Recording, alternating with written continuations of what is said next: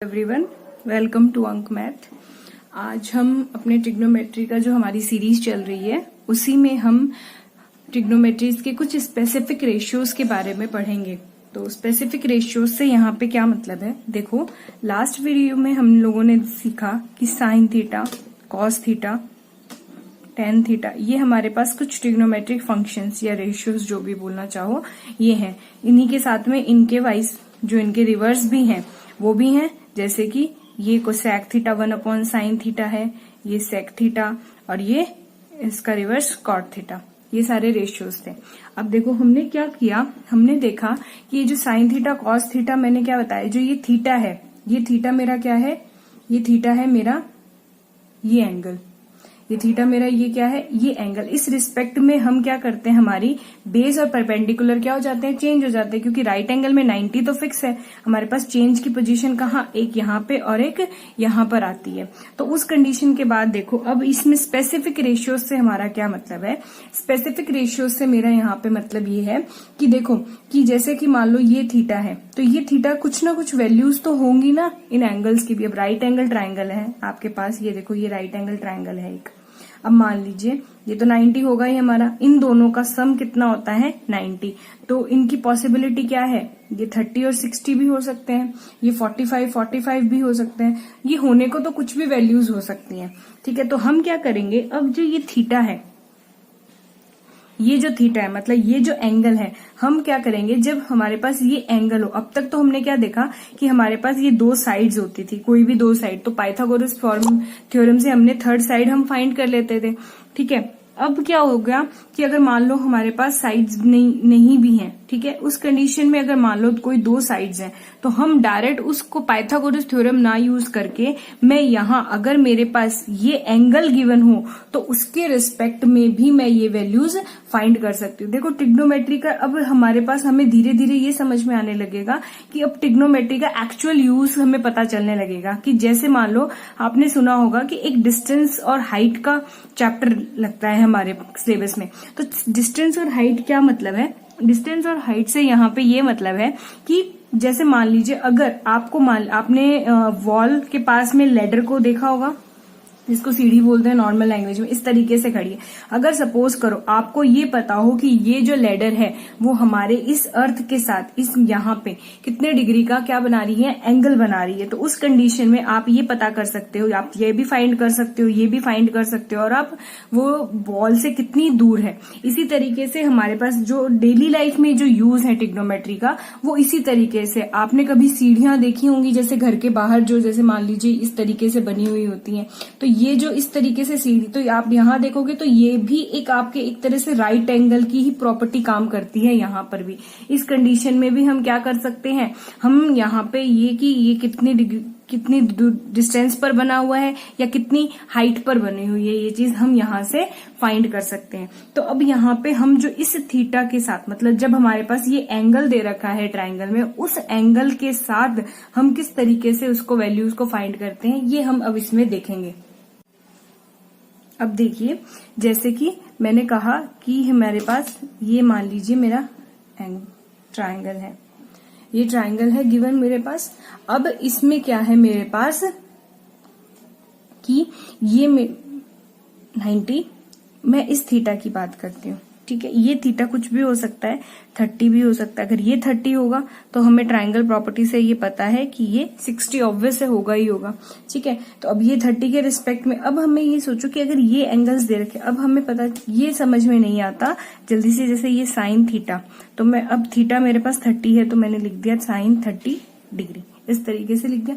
तो अब इसमें इस साइन 30 की एक पर्टिकुलर वैल्यू होती है। वैसे तो ये डराइव करनी पड़ती है कि जिस तरीके से पूरा एक ट्राइंगल मान के और पूरा आप निकाल सकते हो, बट एक बार हम यहाँ पर ये थोड़ा कॉम्प्लेक्स हो जाता है, तो उस पोर्शन पे ना जाके हम कुछ स्पेसिफिक एंगल्स के लिए वैल्यू ध्यान रख लेते हैं, जैसे 0 के लिए, 30 के लिए, 45 के लिए, 60 के लिए और 90 के लिए, इनके लिए कुछ वैल्यूज। अब इतनी सारी वैल्यूज, तो आप एक टेबल फॉर्मेशन करेंगे हम।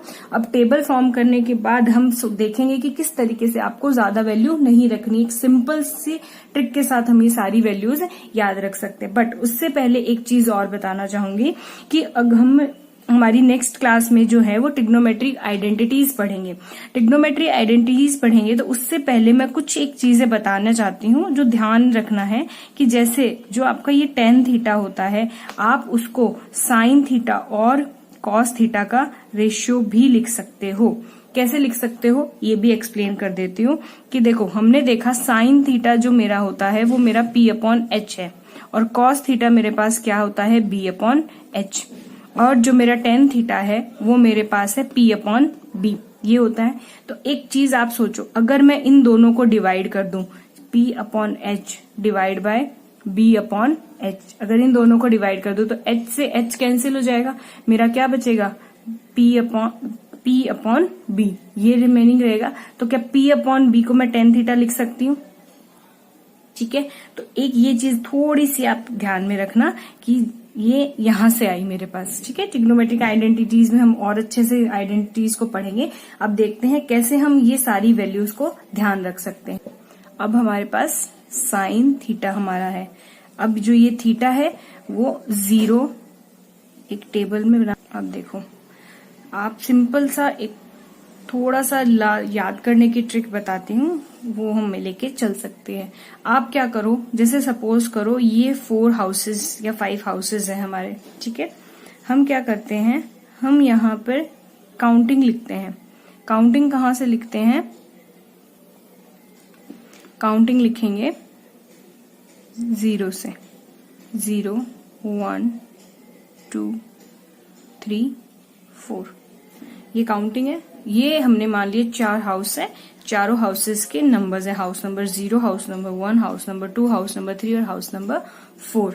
ठीक है, अब क्या करें कि जैसे सपोज करो कि हाउस है कोई, तो हाउस में हम सोच सकते हैं कि दूध तो आता ही होगा घर में, तो बाहर दूध आता है, तो सब लोग ये क्या करते हैं, 4 kg मिल्क लेते हैं।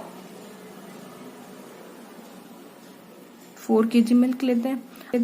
अब आपको पता है जो मिल्क हमारे घर में जो दूध आता है, वो उसमें जो दूध वाला होता है उसके पास एक जो कप टाइप का होता है, उसकी शेप कुछ इस तरीके से बनी हुई होती है, इस तरीके से वो लगा हुआ होता है कप उसमें। ठीक है, तो हम उसी तरीके से सोचते हैं कि ये जो कप है वो इस तरीके से बना हुआ है, ऐसे होता है वो बना हुआ। ठीक है, अब मैथमेटिक्स में देखे जाए तो ये किसका सिंबल हो गया, रूट का, तो ये 0 है तो ये तो 0 ही, 0/4। अब देखो 1/4 और उसका स्क्वायर रूट, तो 1 का स्क्वायर रूट 1 और 4 का 2, ये 1/2 हो गया कैंसिल करने पर, तो ये हो गया 1/√2। ये 3 तो √3 और अपॉन में 4 का स्क्वायर रूट 2, और ये हो गया 1, तो 1 का स्क्वायर रूट 1। तो ये सारी हमारी क्या हो गई, किसकी वैल्यू हो गई, ये साइन थीटा की वैल्यू हो गई हमारे पास। ठीक है, एक बार दोबारा देख लो, 5 हाउसेस हैं, 0 1 2 3 4। ठीक है, इन सभी हाउसेस में 4 kg मिल्क आता है। ठीक है, तो मिल्क की जो इस तरीके से शेप बनती है, तो हमने उसी फ्लास्क की ये शेप बना दी इस तरीके से, उस बीकर की या जो भी बोलो आप। ठीक है, और हमने उसको देखा कि ये वैल्यूज आ गई, तो ये मेरी हो गई साइन थीटा की वैल्यू। ये भी मुझे ध्यान नहीं रखनी पड़ी, ये ऑटोमेटिकली मैंने फाइंड कर ली। अब इसके बाद मैं देखती हूँ कॉस थीटा की वैल्यू। तो मैं क्या करती हूँ, जैसे मैंने यहां से स्टार्ट किया, मैं यहां स्टॉप हो गई, अब मैं क्या करती हूँ, वापस रिवर्स डायरेक्शन में यहां से चलना स्टार्ट कर देती हूँ। तो इस वैल्यू को मैं ले आती हूँ यहां पर, इसको ले आई मैं यहां पर, मैंने 1 पुट कर दिया, इस वैल्यू को ले आई मैं यहां पर √3/2, ये मेरी एज इट इज यहां पे आ गई, ये वैल्यू मेरी यहां आ गई, और 0 वैल्यू यहां चली गई। ये हो गई मेरी साइन थीटा और कॉस थीटा की। अब मैंने आप लोगों को बताया था अभी कि tan थीटा जो है उसको मैं sine theta upon cos theta लिख सकती हूँ।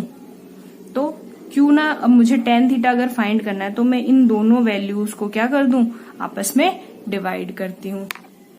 अब मुझे निकालने की इसकी वैल्यू है टेन थीटा की।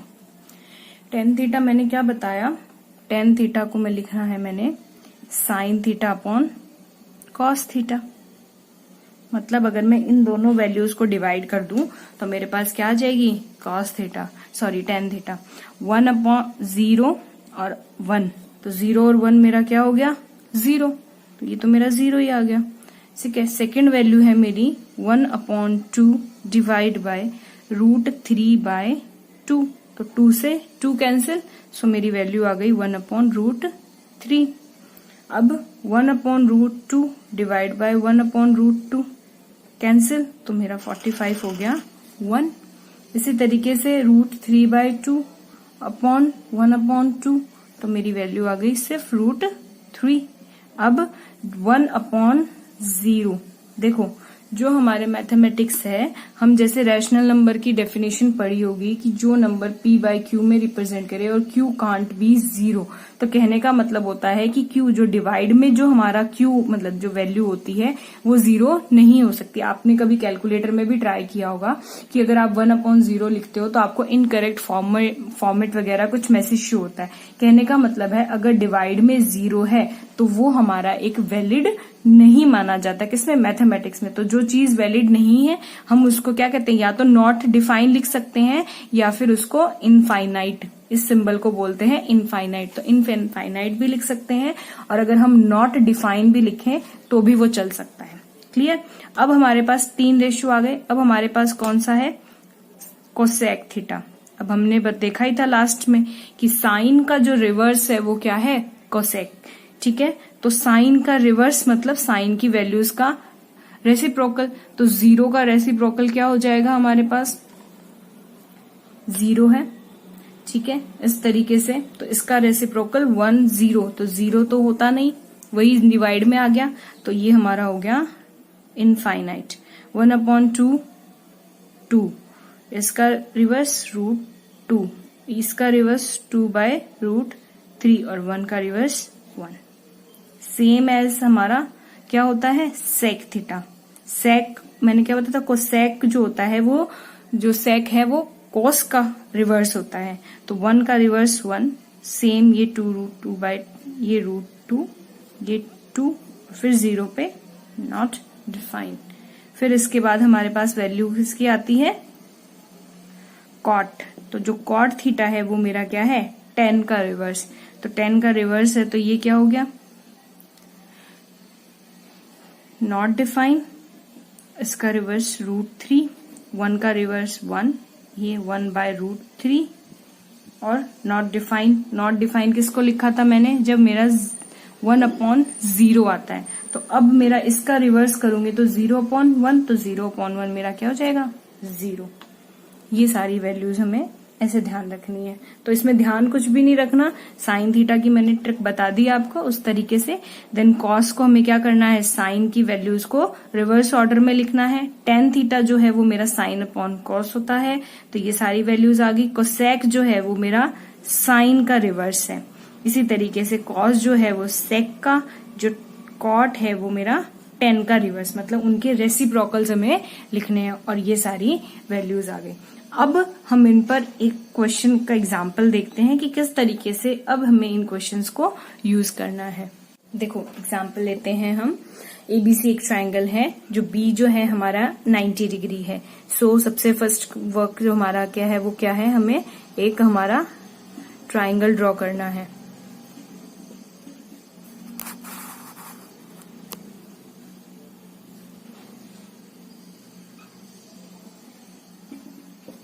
ये मेरा ट्रायंगल है।